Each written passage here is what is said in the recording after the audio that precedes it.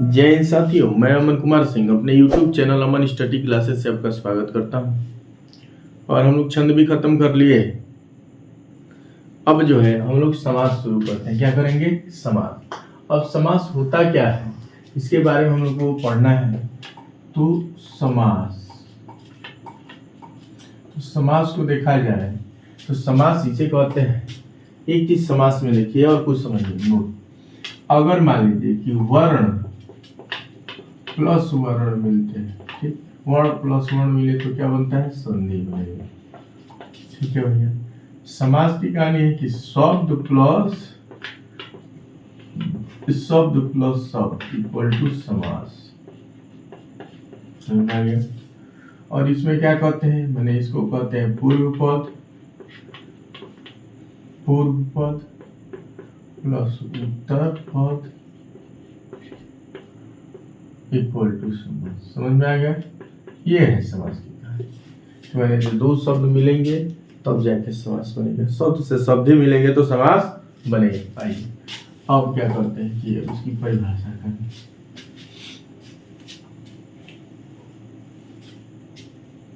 यहां हमने लिख दिया है समास।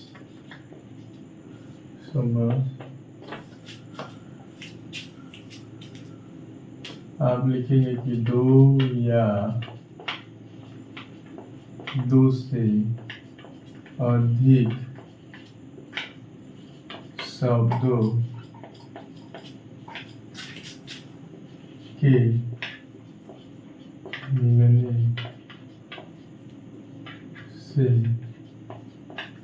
बने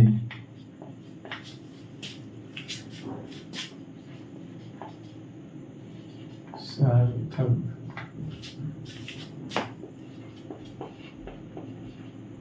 शब्द को समास कहते हैं। ये है समास की परिभाषा। क्या भाई? कि जब दो या दो से अधिक शब्दों को मिलने से बने सार्थक शब्द को समास कहते हैं। अच्छा, अब कहानी क्या है समास के बारे में सुनिए। यहाँ कह रहा है कि जब दो या दो से अधिक शब्द मिलेंगे तो समास बनेंगे। ठीक, वो भी सात बने, दो या दो से अधिक शब्दों के मिलने से बने सार्थक शब्द। अब सार्थक क्या होता है? निरर्थक शब्द दो प्रकार का होता है। एक होता है सार्थक, एक हो निरर्थक। माने जिसका कुछ अर्थ निकले, जिससे कुछ पता चले, वो सार्थक है।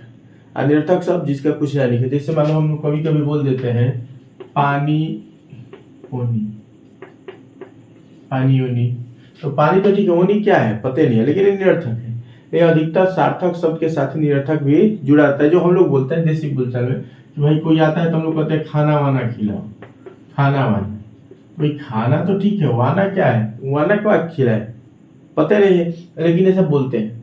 ठीक है, तो सार्थक शब्द बने। ठीक है, तो चलिए अब क्या होता है कि अब हम जानेंगे इसके कुछ पार्ट भी होंगे।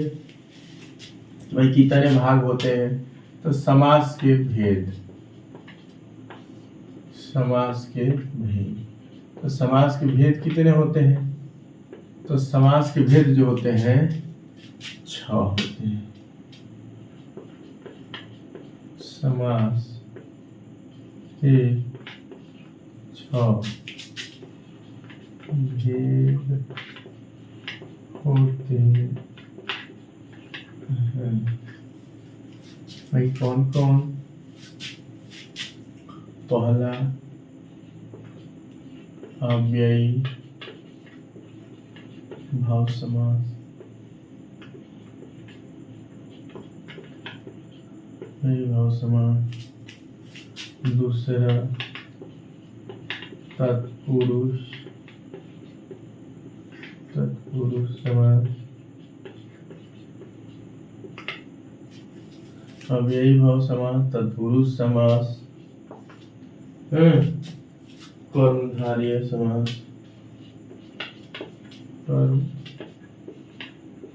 कर्मधारय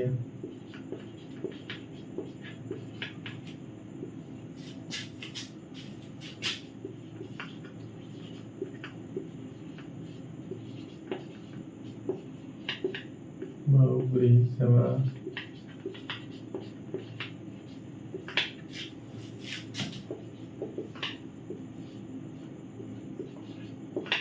द्वंद्व समास,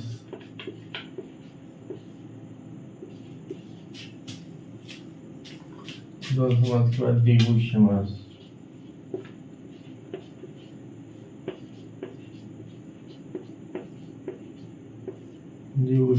ठीक है, ये 6 इसके भेद हो गए। ठीक है, अब देखिए समास के हो गए कि समास क्या भाई, तो 2 या 2 से अधिक शब्दों को मिलने से समास बनता है। समास के 6 भेद होते हैं, अव्ययी भाव समास, तत्पुरुष समास, कर्मधारय समास, बहुब्रीहि समास, द्वंद्व समास, द्विगु समास, यही है। अब देखिए एक और चीज सुनिए, अब इसमें ये होता है कि समास होते कितने हैं, तो भैया समास सधन्मास माने बराबर मास, तो साल में कितने महीने होते हैं भाई, 12, और 12 में जो है 6 महीने बराबर होते हैं। तो ट्रिक से याद कर लीजिए कि कितने भैया, तो मास को 2 भागों में तोड़ सकते हैं। अगर इसको तोड़ा जाए तो 100 धन मास कितने भागों में टूटा, 2 भागों में। साल में कितने महीने होते हैं, 12, कितने भागों में तोड़िए, 2 से भाग दे दीजिए 6। ये अगर कहा जाए तो इसका ट्रिक कहीं हमेशा याद रहेगा कि भाई समास 2 भागों में टूटता है, तो कि भाई साल में मास कितने होते हैं, 12 को 2 से भाग दे दीजिए 6 हो जाएगा। यही इतने इसके भेद होते हैं। समझ में आ गया, बोलो। ये है समास क्या है, 2 या 2 से अधिक शब्दों के मिलने से जो सार्थक शब्द बनता है उसी को हम लोग क्या कहते हैं, समास कहते हैं। नोट कर लीजिए, फिर एक एक तोड़ा जाए और पढ़ा जाए।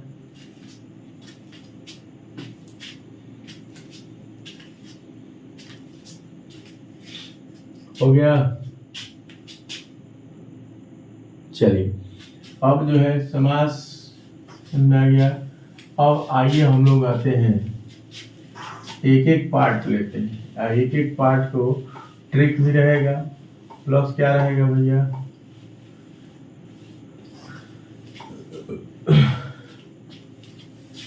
और पहला हम लोग लेते हैं अव्ययी भाव समास।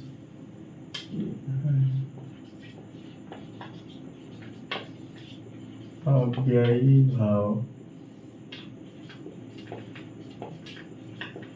समास। अव्ययी भाव समास की बात करें, जिस समास का पहला पद तत्पूर्व पद अवयव हो, जिस समास का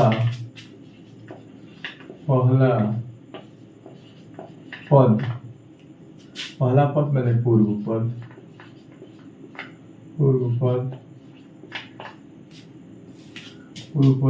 क्या हो भाई, पूर्व पद अव्यय हो, अव्यय जी अव्यय तथा प्रधान दोनों होता है, तथा प्रधान हो, मुख्य भी होता है, प्रधान हो अव्ययी भाव समास उससे अव्ययी भाव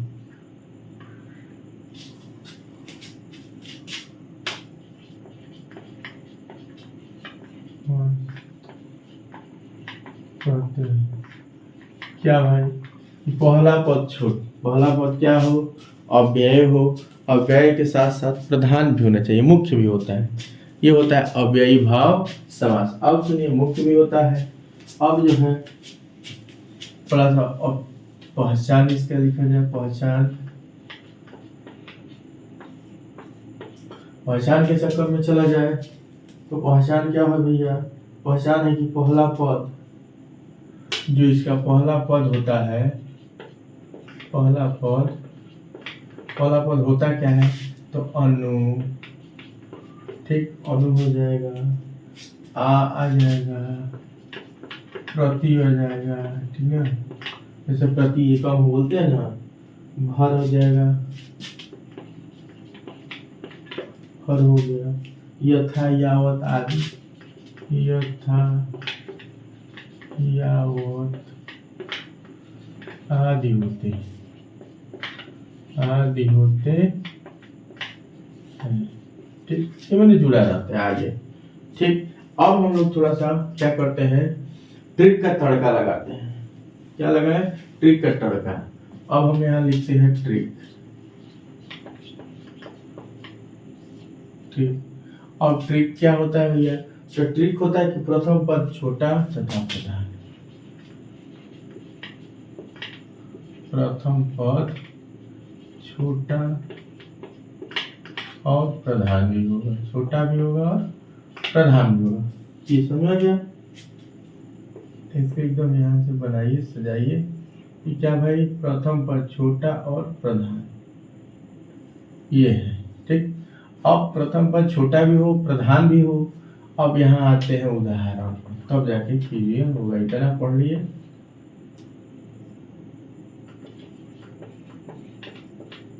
उदाहरण, उदाहरण में अब जैसे हमने लिख दिया प्रतिदिन, हो गया। प्रति प्लस दिन लिखो, तो प्रति प्लस दिन। तो इसमें जो प्रति है यही क्या है भाई? प्रधान है। क्यों प्रधान है? क्योंकि हमने कह दिया कि दिन, कौन सा दिन आप बताइए? आज का दिन कि कल का दिन कि परसों का दिन, किस खुश का सुखी का दिन कि दुख का दिन कि गम का दिन, कैसा दिन? तो हमने कहा कि प्रतिदिन। तो समझ में? अच्छा, प्रत्येक दिन के बारे में बात कर रहे हैं कि डेली के बारे में। यही आपका क्लियर हो गया। बोलिए। उसके बाद हमने लिख दिया आधन जन। जन, अरे क्या जन? तो आजन। भाई ये हो गया। बोलिए, समझ में आया? इसमें ये होता है। दूसरी चीज ही इसमें और इम्पोर्टेंट होती है बाबू, इम्पोर्टेंस इसमें एक और चीज होता है जो बड़ा ध्यान देने वाली बात है कि आप जो है इसे समास में दो जगह ऐसा है, इस समास में दो जगह ऐसा है जहाँ योजक चिन्ह लगेगा। ठीक है। एक लगेगा द्वंद्व में, बीच में योजक चिन्ह। योजक चिन्ह का मतलब होता है ये, बीच में चिन्ह लगेगा, और एक चिन्ह इसमें भी लगेगा। ये इंपॉर्टेंस है। कभी कभी पूछ देता है, हमेशा आदमी सोचता है कि बीच में योजक चिन्ह लगता है तो द्वंद्व होता है। नहीं बाबू, उसमें क्या होता है, द्वंद्व में लगता है ये प्रमुखता है, लेकिन उसमें उल्टा होते हैं, इसमें क्या होता है, सीधा होता है। तो थोड़ा सा हम और लिखवा दे रहे हैं नोट में, नोट यहाँ लिखवा दे रहे हैं कि एक ही शब्द रिपीट भी हो तो, यदि क्या हो, नोट एक ही शब्द, एक ही शब्द क्या हो, एक ही शब्द यदि रिपीट हो, रिपीट समझ रहे हो, रिपीट हो तो भी क्या होता है, हो तो भी अव्ययी भाव समास होता है। ठीक है। आइए इसका उदाहरण देखिए। इसका अगर हम उदाहरण की बात करें तो जैसे दिनों दिन, रातों रात आदि कर दो, बस। तो इतने ये क्या है, केवल अव्ययी भाव है। समझ आ गया? बोलो क्या भाई कि पहला पद छोटा होगा, चलिए ये भी बात सही बात है। उसके बाद प्रधान भी होगा, ये भी सही है कि भाई पहला पद देख लो, आधन जन, आग बड़ा है जन से, नहीं छोटा है, ये तो लगभग बराबर है, तो लेकिन ये छोटा है। और ये मुख्य भी होगा, प्रधान भी होगा। तो देखो इसमें दिन तो कह दिए, कौन सा दिन, आज का दिन कि कल का दिन कि परसों का दिन कि सुख का दिन कि दुख के दिन, लेकिन जैसे लग गया प्रति, तो हमको समझ आया कि प्रतिदिन, डेली के बारे में बात करें। समझ रहा है? ये होता है समास। नोट कर लीजिए। तो आपका पहला अव्ययी भाव समास खत्म हो गया। पहचान भी हो गया।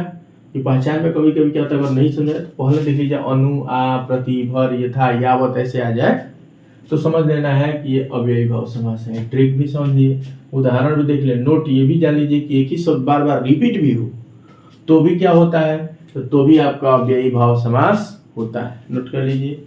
तो दूसरे पे चलते हैं।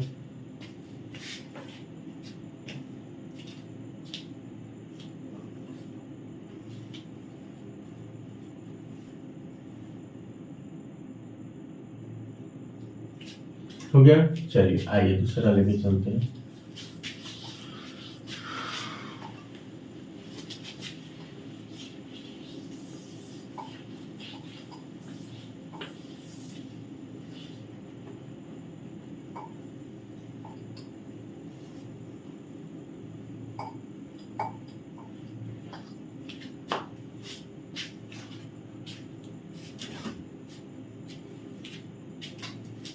अब हम लोग दूसरा लेते हैं। दूसरा हम लेंगे तो हो जाएगा तत्पुरुष। ठीक है, तत्पुरुष समास। अब देखिए तत्पुरुष समास की कहानी।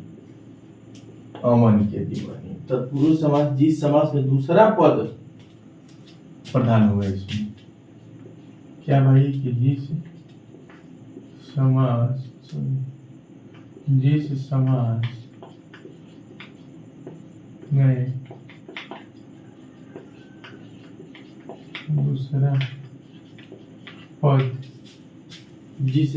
में दूसरा पद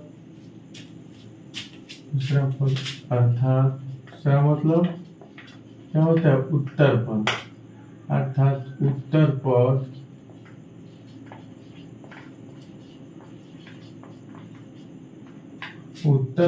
प्रधान होता है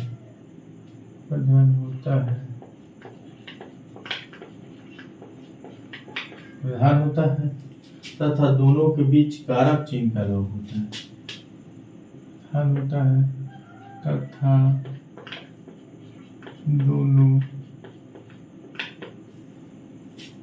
तथा दोनों के बीच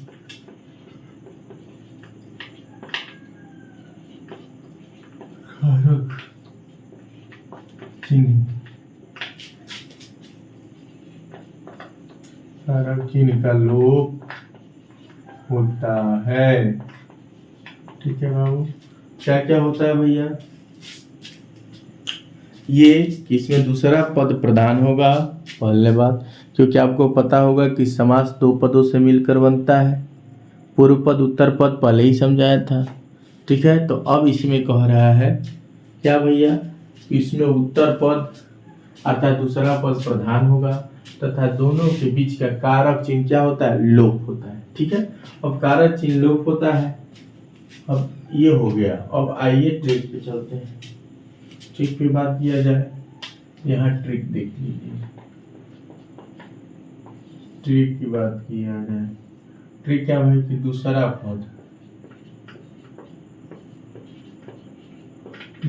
पद क्या होगा भाई, छोटा होगा और प्रधान होगा, यही मुख्य होगा। ठीक है, ये हो गई ट्रिक बात हो गई।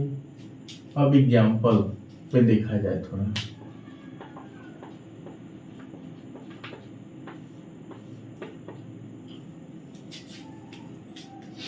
एग्जाम्पल हमने लिख दिया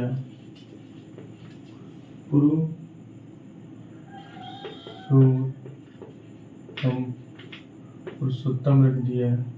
क्या होता है भाई, पुरुष धनुत्तम।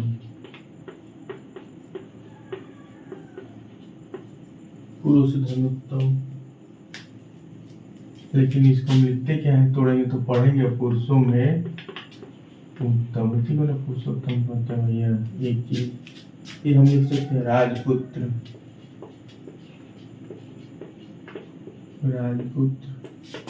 राजा का पुत्र, ये हो गया। तो अब बताइए, उसके बाद हमने ये मान लीजिए हो गया। ठीक है, क्योंकि तोड़ना भी नहीं है, इसके भाग भी होते हैं, इसको भी तोड़ा जाता है।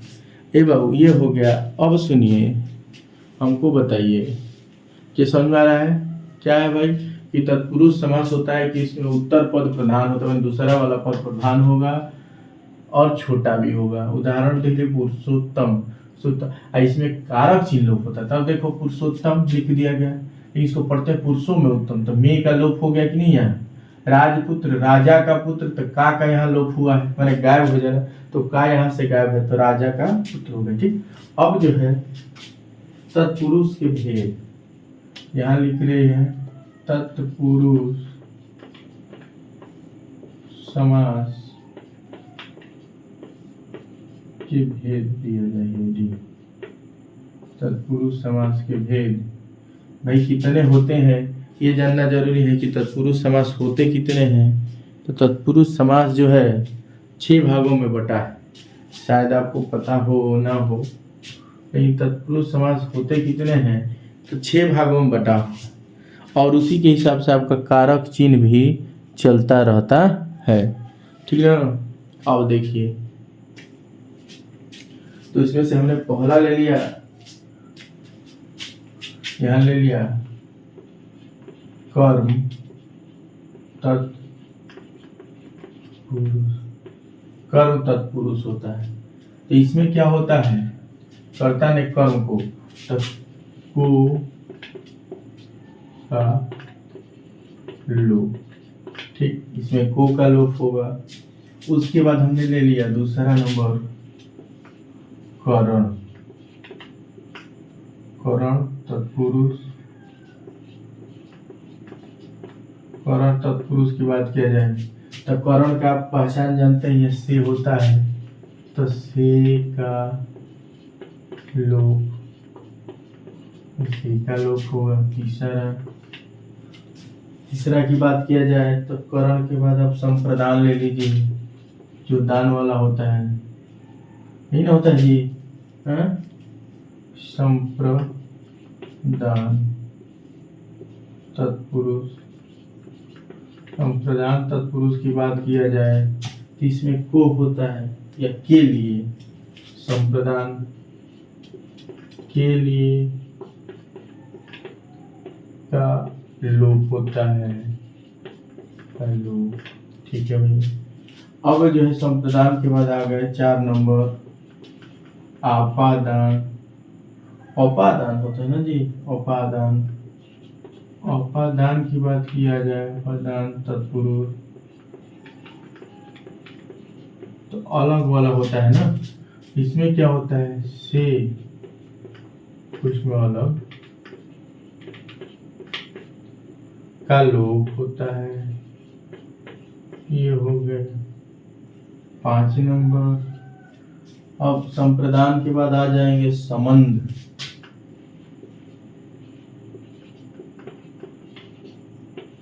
संबंध तत्पुरुष, तत्पुरुष में का की के आदि होता है, का लोप हो गया, किसमें ये लोप हो गया मेरे 6 नंबर। अब 6 नंबर एक बच गया अधिकरण, तो उसको भी लिख लीजिए, अधिकरण, अधिकरण तत्पुरुष, अधिकरण क्या होता है, में या पर का लोप,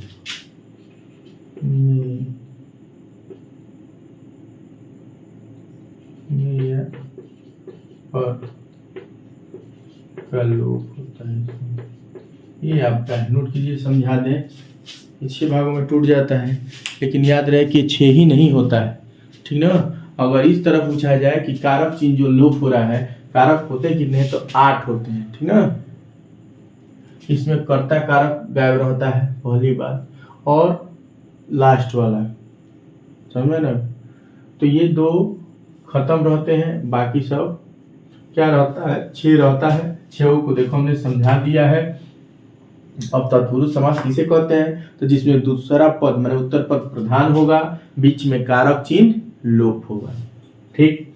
अब जो है जैसे पुरुषोत्तम, पुरुष में उत्तम, में का लोप है यहाँ, राजपुत्र राजा का पुत्र, तो का लोप है यहाँ। अब तत्पुरुष समास के 100 भेद होते हैं, कर्म तत्पुरुष माने इसमें को का लोप होगा, करण तत्पुरुष तो से का लोप होगा, ठीक है। संप्रदान तत्पुरुष के लिए का लोप होगा, आपादान से का लोप होगा, संबंध का के कीमा में भी रहेगा। अधिकरण तो भाई अधिकरण तत्पुरुष में का लोप रहेगा, में या पर का लोप होगा, ठीक है, में या पर का लोप रहेगा। तो कभी कभी क्या होता है कि जैसे मान लीजिए 10 और 12 का तो नॉर्मल पेपर है, कई वनडे एग्जाम में जाते हैं, तो उसमें क्या करेगा कि कोई शब्द देके उसमें से लोप कटेगा। अब कहेगा बताइए इसमें कौन सा तत्पुरुष समास है, तो आपको बताना होगा कि अधिकरण है, क्या पदान है, कि करण है कि कर्म तत्पुरुष है, तो ये। अब रही बात दूसरी चीज, आप लोग अगर 10 या 12 की बोर्ड की एग्जाम को तैयारी करें, उसमें भी समास आता है, तो आपको याद रखना है कि उसमें अब ये मत लिखिएगा ट्रिक, आप परिभाषा लिखिएगा, एग्जाम्पल लिखिएगा, ठीक है। ज्यादा डीपली जाने की जरूरत नहीं है, जब वो पूछेगा नहीं तब आपको जाना नहीं, ठीक है ना। बोलिए, तो चलिए नोट कर लीजिए।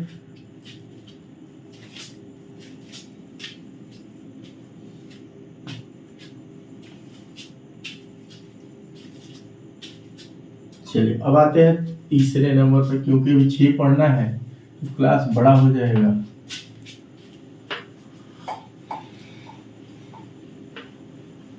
अब 3 नंबर की बात किया जाए,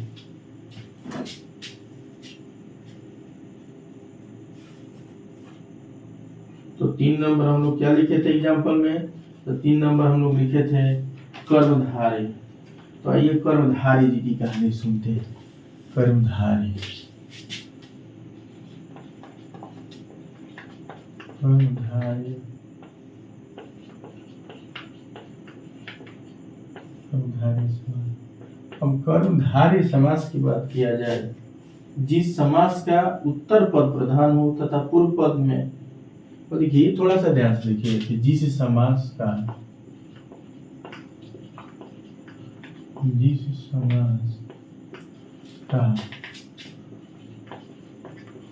उत्तर पद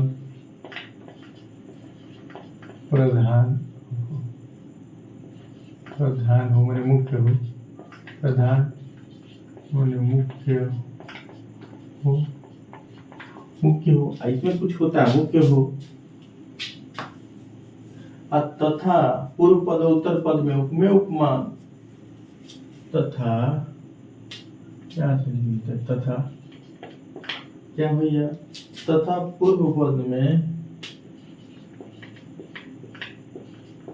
में क्या क्या रहेगा भाई, पूर्व पद व उत्तर पद में, उत्तर में पूर्व पद तथा पूर्व पद व उत्तर पद में उपमेय उपमान, उपमेय उपमान तथा उपमेय उपमान होता है, ठीक है। और उसके बाद क्या होता है, विशेषण विशेष का भी संबंध था, यानी कि विशेषण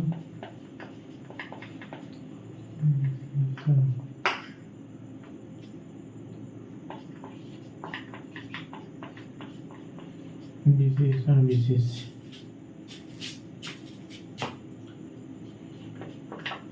का संबंध होता है, समझ में आएगा। क्या क्या होगा भैया, कि आपको जो है मन होता है कर्मधारी समास,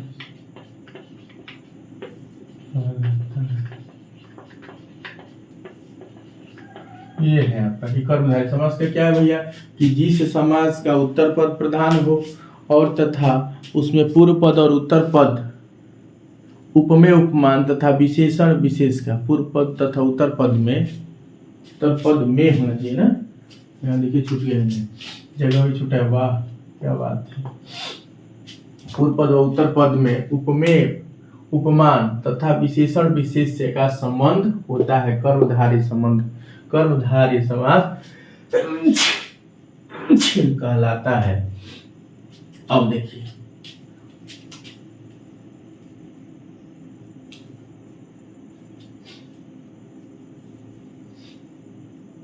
अब यहाँ ट्रिक की बात किया जाए, ठीक, तो प्रथम पद की विशेषता,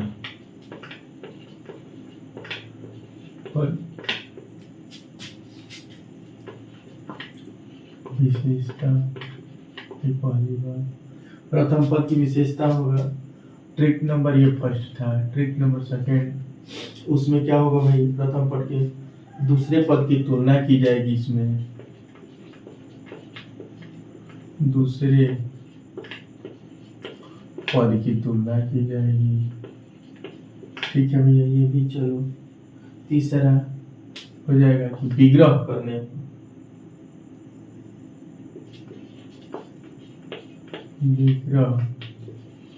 करने विग्रह करने पर क्या होता है भैया, तो विग्रह करेंगे जब तो उनके बीच में जो है करने पर मध्य में क्या है भाई, मध्य में है जो या के समान, ठीक है ना, है जो या के समान शब्द आते हैं।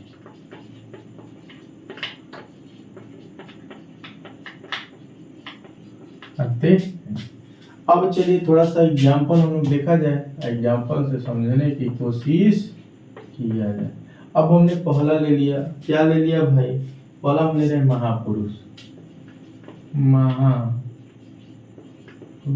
ठीक है भैया।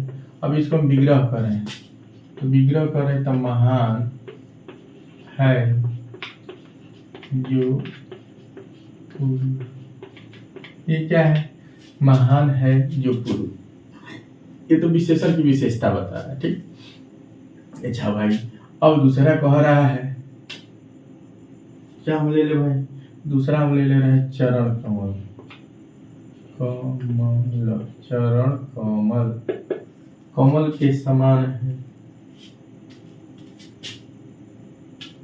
कमल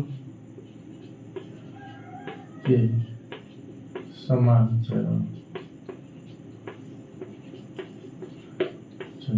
देखो है जो आ गया, के समान दिया गया, आगे कि नहीं है। यही कह रहा था कि कर्मधारय को जब हम विग्रह करते हैं, तोड़ते हैं, तो विग्रह करने पर क्या होता है भैया, तो है जो आएगा, नहीं तो के समान आता है। समझ में आ गया, ये इसकी पहचान है, नोट कर लीजिए। फिर हम लोग आगे बढ़ते हैं, अभी 3 पढ़े, 3 और पढ़ना है। हो गया, चलिए अब देखिए,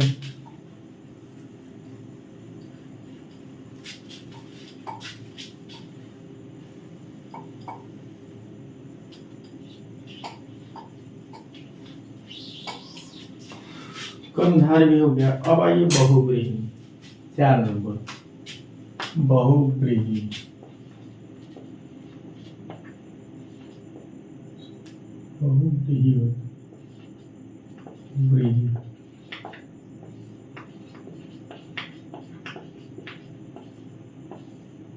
बहुव्रीहि की बात किया जाए तो क्या भैया, तो कोई भी पद प्रधान नहीं होता है, दोनों पद मिलकर किसी तीसरे पद की ओर संकेत करते हैं। इसमें क्या होता है, कोई भी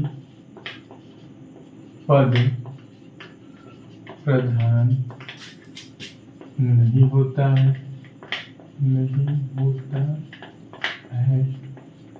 ठीक, दोनों मिलकर क्या करते हैं, दोनों मिलकर किसी तीसरे पद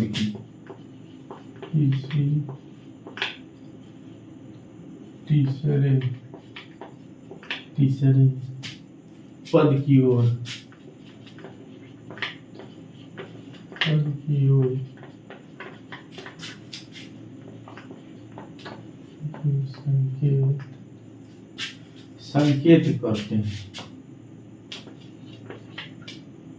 कोई पद प्रधान नहीं होता है, दोनों मिलकर किसी तीसरे पद की ओर संकेत करते हैं, ठीक है, ये बात क्या भाई कि दोनों पद प्रधान नहीं होगा, दोनों मिलकर के किसी तीसरे की तरफ क्या करेंगे, ये करेंगे। अब इसका अगर ट्रिक की बात किया जाए, और ट्रिक भी ले लीजिए भैया, तो विग्रह करने पर तीसरा अर्थ निकले,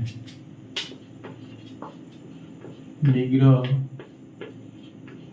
करने पर तीसरा अर्थ निकले, ये है भैया। ये आपके जो है ट्रिक की बात किया जाए, आप जो है 10-12 वाले ये पेपर में मत लिखिए, ये वनडे एग्जाम के लिए समझा रहे हैं या आगे के एग्जामों के लिए आसानी के लिए समझा रहे हैं कि तीसरा अर्थ निकल रहा है, तो ये बहुव्रीहि समास है, ठीक है। अब आते हैं अब हम कहते हैं कि भाई तीसरा शब्द, तो तीसरा शब्द होता क्या है, तो लंबोदर। हम क्या कह रहे हैं, लंबोदर। तो लंबोदर की बात किया जाए, नीलकंठ, ये सब है। तो अब आइए उदाहरण पे आते हैं। उदाहरण में होने ले लिया नीला है जो, नीलकंठ हम ले लें, नीलकंठ, भाई हम नीलकंठ ले लिए।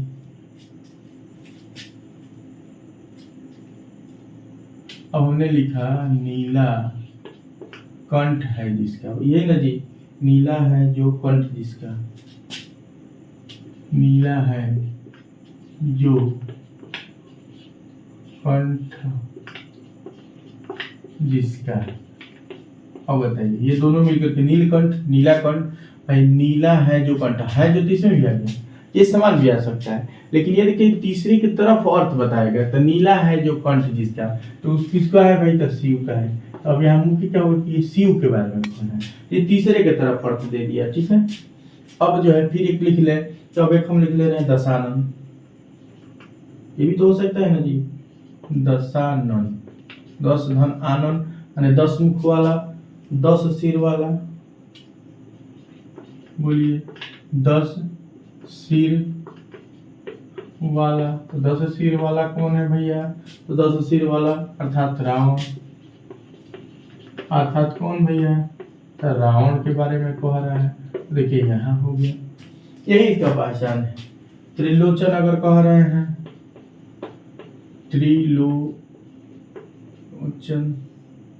त्रिलोचन,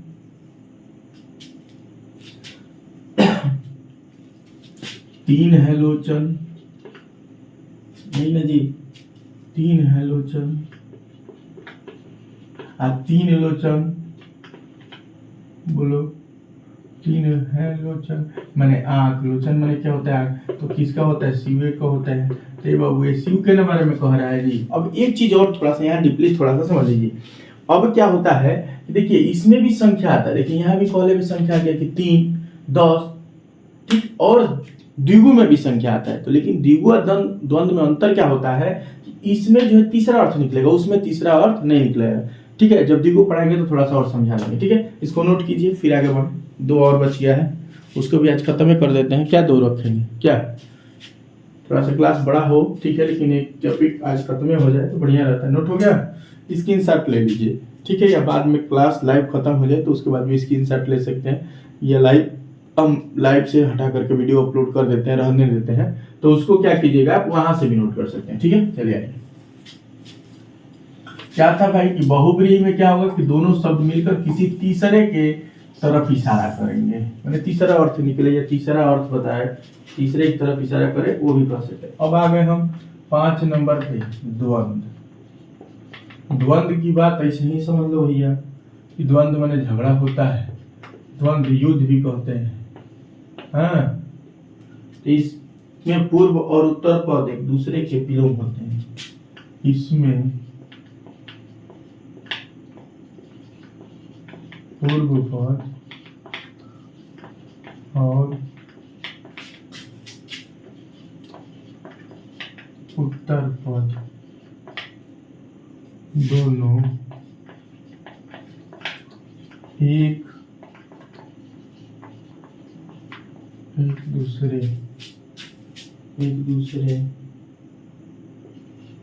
के विलोम,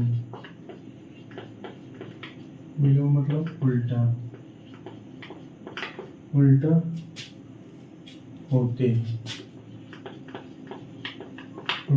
हैं, दोनों प्रधान होते हैं, दोनों प्रधान होते हैं, दोनों के बीच में योजक चिन्ह लगा रहता है, ठीक है। दोनों एक दूसरे के क्या होंगे, विलोम होंगे, दोनों प्रधान भी होंगे, मुख्य भी होंगे, और दोनों एक दूसरे के उल्टा होंगे, ये पहली बात। उसके बाद दोनों के बीच में योजक चिन्ह लगा रहता है। अब उदाहरण देखिए, उदाहरण की बात किया जाए तो उदाहरण हमने ले रहे हैं एवं थोड़ा सा, अच्छा ट्रिक का भी देना है ना, तो ट्रिक तो हमने दिया नहीं भैया, तो ट्रिक की बात किया जाए, ये ट्रिक भी तो लेना है ना। तो ट्रिक की बात किया जाए तो ट्रिक में होता क्या है कि विग्रह करने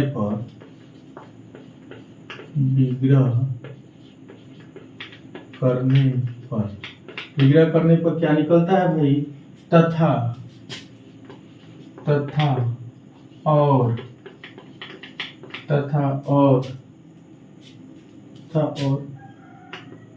एवं आते हैं।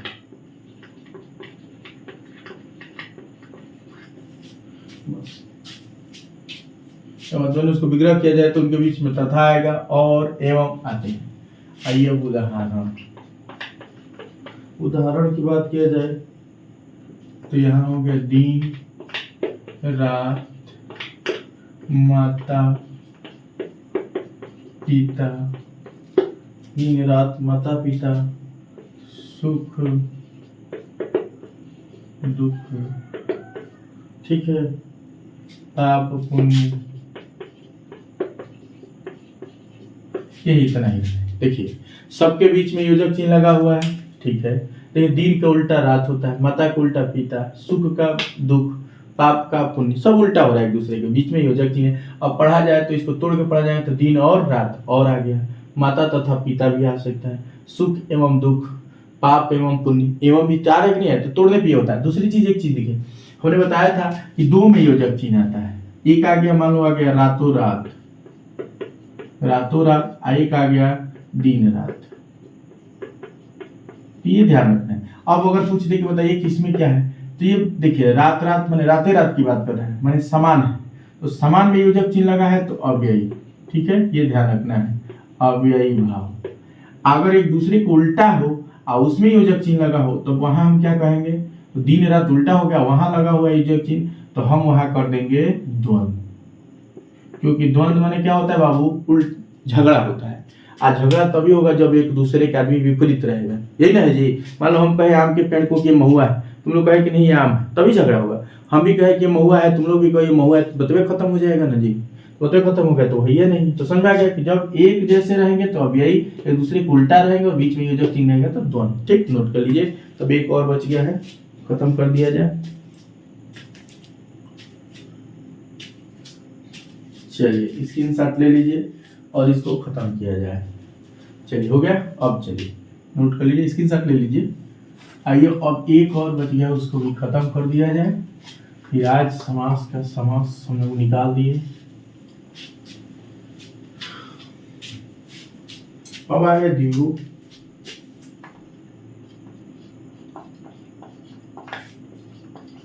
द्विगु समास। तो द्विगु समास की बात किया जाए तो द्विगु का मतलब होता है संख्या, वह समास जिसमें संख्या का बोध हो, वह समास जिसमें क्या हो, संख्या का बोध हो, जिसमें संख्या का बोध हो,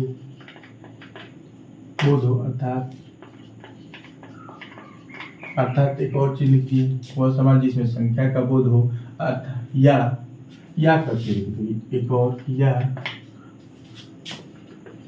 पूर्व पद संख्या वाची होता है। पूर्व पद क्या होता है, संख्यावाची शब्द होता है।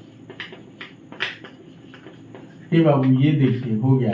लेकिन एक चीज हमको बहुत बुरा लग रहा है आप लोगों से, कि आप लोग क्लास में नहीं आ रहे। सबसे बहुत उल्टा बात कह के, हाँ सर हम आप ही के ना मेहनत कर रहे हैं, आप ही के लिए मेहनत कर रहे हैं। हाँ जो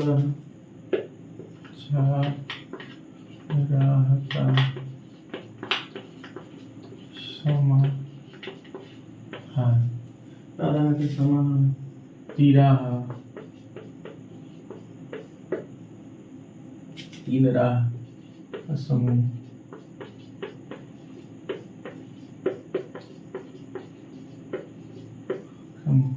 तिरंगा, 3 रंगों का समूह। ये है बाबू, देखो जिसमें संख्यावाची आ जाए, क्या आ जाए सब भाई, जिसमें संख्यावाची हो, पूर्व पद ही संख्यावाची हो या संख्या का बोध कराए, वो क्या होता है, तो जो संख्या का बोध कराएगा वो क्या होगा भैया, तो द्विगु होगा, पहली का। दूसरी चीज देखिए, इसमें कह रहा है चौराहा, 4 राहों का समूह, तो 4 संख्या है। तिराहा, 3 रंग का, 3 राह का समूह, ये भी क्या है भैया, तो तिराहा भी क्या है, इसमें 3 जो है संख्यावाची है, तिरंगा में 3 संख्यावाची। एक चीज जो है ये नोट ध्यान दे दीजिएगा, यहाँ थोड़ा सा एक बात ध्यान दीजिएगा कि देखिए कभी कभी बहुब्रीहि में भी संख्यावाची आता है, जैसे हमने लिख दिया था दशानन, दशानन लिख दिया, और हमने यहाँ चौराहा लिख दिया। अब देखिए दोनों में यहाँ 4, 10, यहाँ भी संख्या है, दोनों में तो संख्या आ रहा है, लेकिन जहां ये ध्यान रखिएगा कि जहां शब्द को तोड़े पूरी तीसरे की तरफ अर्थ चला जाए तो समझिएगा कि वो क्या है, बहुब्रीहि है। ठीक, यहाँ दशानन माने 10 आनन, 10 आनन, 10 प्लस आनन, तो 10 प्लस आनन बराबर रावण। भाई समझ में आ गया कि भाई जिसके 10 मुख होते हैं, तो जिसके 10 मुख होते हैं वो सीधे हमारे दिमाग में आ गया कि रावण। जैसे ही तोड़िएगा उसको पढ़िएगा, अगर तीसरे की तरफ दिमाग में आ जाए कोई वो होता है तो समझिएगा कि बहुब्रीहि। और जहां यहाँ क्या हो जाएगा कि बहुब्रीहि, बहुब्रीहि। ठीक है, और जहां ये देखिएगा उसको तोड़ने पे भी किसी तरफ चौराहा, 4 राहों का समूह, बताइए किसी तीसरे की तरफ अर्थ जाता है कि कहीं तीसरा अर्थ भी हो जाए, नहीं जाएगा, सीधे भाई 4 राह, भाई जहाँ राह मिलते हैं वही 4 राह, बस हो गया। तो जहां ये हो गया तो समझिएगा कि द्विगु हो गया। समझ में आ गया कि मैंने जहां तोड़े या उसका अर्थ निकाले किसी तीसरे की तरफ अर्थ ना पड़े, तीसरा अर्थ ना निकले तो वो द्विगु है, और जहां निकल जाए किसी तीसरे की तरफ इशारा कर दिया जाए तो समझिए बहुब्रीहि है। समझ में आ रहा है, तो ये समास आपका खत्म हो गया। लेकिन इसको ज्यादा से ज्यादा शेयर कीजिए, सब्सक्राइब कीजिए, लाइक कीजिए, क्लास में ज्यादा से ज्यादा ही, ठीक है, हमें मजबूत बनाइए, तब हम लोग जो टारगेट लेके चले हैं, संकल्प करके चले हैं, उसको हम लोग कर सकते हैं, हर घर में शिक्षा पहुंचा सकते हैं। समझ में आ रहा है ना।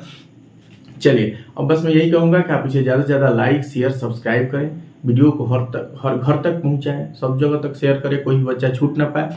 क्लास में ज़्यादा से ज़्यादा आइए, समय दीजिए, आने के बाद थोड़ा टिकिए, यानी आना जाने से कोई मतलब है, आके प्रेजेंट सर चले जाएंगे तो उससे क्या फायदा, अब तो कुछ सीखे ही नहीं, उससे बड़े मत आइए, नहीं तो आइए तो रुकिए, कुछ सीखिए कि क्या सिखाया जा रहा है। ठीक है, चलिए बस यहीं पे हम अपने वाणी को विराम देंगे। ठीक है, आप जहाँ भी रहे हिट रहे, फिट रहे, जय हिंद।